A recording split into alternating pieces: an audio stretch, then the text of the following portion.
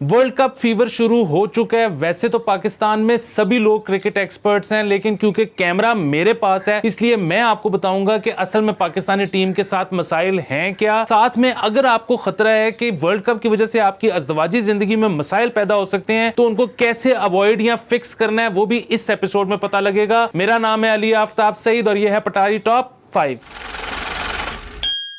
जब ऑस्ट्रेलिया में bouncy pitches बनती थी और इंग्लैंड में सीमिंग पिचेस बनती थी और इंडिया में स्पिनिंग पिचेस बनती थी, पूरी दुनिया में मुश्किल पिचेस बनती थी, तो पाकिस्तान फट्टा बना देता था। जो बाहर से थर्ड क्लास बैट्समैन आता था हमारे बेहतरीन बॉलरों को 300 चेप के जाता था। अब जब पूरी दुनिया ने फट्टे बनाने शुरू कर दिए तो पाकिस्तानी रड़ा बना देते हैं, हमारे बैट्समैनों को ना खेलना आया। बहरहाल लोग इस चीज पे बहुत नाराज हैं कि हम अफगानिस्तान से कैसे प्रैक्टिस मैच हार गए। मुझे इस पे कोई खास गुस्सा नहीं चढ़ा। उसकी वजह यह है कि पाकिस्तानी टीम ऑल आउट हो गई। ऑल आउट होना एक बड़ी रिस्पेक्टेबल बात है, कम स्कोर भी जस्टिफाई हो जाता है। जो बात मुझे आज तक समझ नहीं लगी वो ये है कि ये अक्सर स्कोर भी कम करते हैं और विकेटें भी बचा के घर ले जाते हैं। पाकिस्तान में जो अब ज्यादातर बच्चे ऊपर टीम में आते हैं उनको खेलते देखने का कोई खास मजा नहीं आता, बस वो इफेक्टिव से प्लेयर होते हैं। इससे मैं इस नतीजे पे पहुंचा हूं कि हमारे सिलेक्टर हजरात शायद डोमेस्टिक मैचेस देखने जाते ही नहीं कि कौन धूप में ख्वार हो, ये बस एंड में स्कोर कार्ड मंगवा लेते हैं। इनको नहीं पता होता कि किसने एक्चुअली मैच बनाया था, कौन मैच जितवाने के चक्कर में जल्दी आउट हो गया। ये बस जिसने अपनी विकेट बचा के थोड़ा सा स्कोर ज्यादा किया होता है उसको प्रमोट कर देते हैं, वो ऊपर आ जाता है। तो अगर आप कमीने से प्लेयर हो ना, एवरेजें बनाने वाले, तो आपकी इस मुल्क में लॉटरी है। मैंने आज फिर कुर्ता रिपब्लिक पहन रखा है। क्या बात है इन कुर्तों की, मैं दावे से कह सकता हूं किसी ताड़ी ने बनाए हैं।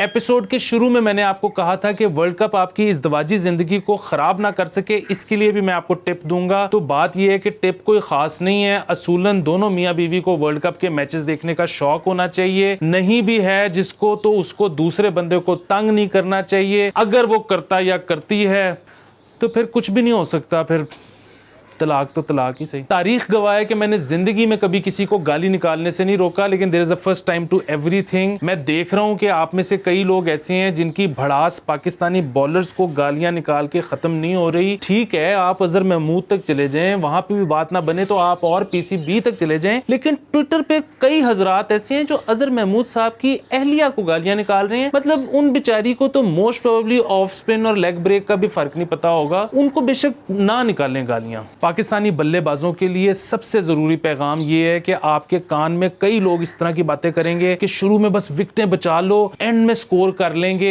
ये सारे लोग रॉ और मुसाद के एजेंट हैं। आपके पास कौन सा नीचे मैक्सवेल और मिलर पड़े हैं जो एंड में स्कोर कर देंगे। आपने शुरू से ही करना है अगर कुछ करना है तो, वरना ताड़े को कुछ नहीं होना। रिजवान का मैसेज आया था कि इस गाने को पिक ऑफ द वीक बनाना है, अगर आपको पसंद ना आए तो मेरा जिम्मा तोश पोश। मेरे साथ बेतहाशा होता है कि मैं किसी के साथ अंग्रेजी बोलने की कोशिश कर रहा हूं तो बीच में एक लफ्ज मेरे ज़हन में ही नहीं आता। मैं थोड़ी देर सोचता रहता हूं, फिर थोड़ा आ करके उसकी जगह उर्दू का लफ्ज लगा के आगे निकल जाता हूं। लेकिन जो कमाल सैफ ही करता है ना कि 400 किलोमीटर फी घंटा की रफ्तार से अंग्रेजी बोलता आ रहा होगा और बगैर सोचे टाइम लिए माहौल इन द ड्रेसिंग रूम लगा के आगे निकल जाएगा। ये एक मौजज़ा है। यूनुस खान और मिसबाह उल हक दोनों को अंडर 19 की कोचिंग ऑफर हुई। दोनों ने अपनी वजूहात की वजह से रिफ्यूज कर दी। कंस्पिरेसी थियरीज बहुत सारी हैं, लेकिन मैं सिर्फ उस आदमी को ढूंढ रहा हूं जिसने इनका नाम प्रपोज किया था। मतलब एक तो इनके खेलने का तरीका 200 साल पुराना हो गया है, दूसरा ये कोई इंस्पिरेशन ही नहीं है। मैं तो आज तक किसी छोटे बच्चे से नहीं मिला जो ये कहता हो कि मैंने यूनुस खान बनना है या मिसबा जैसी बैटिंग करनी है। तीसरी,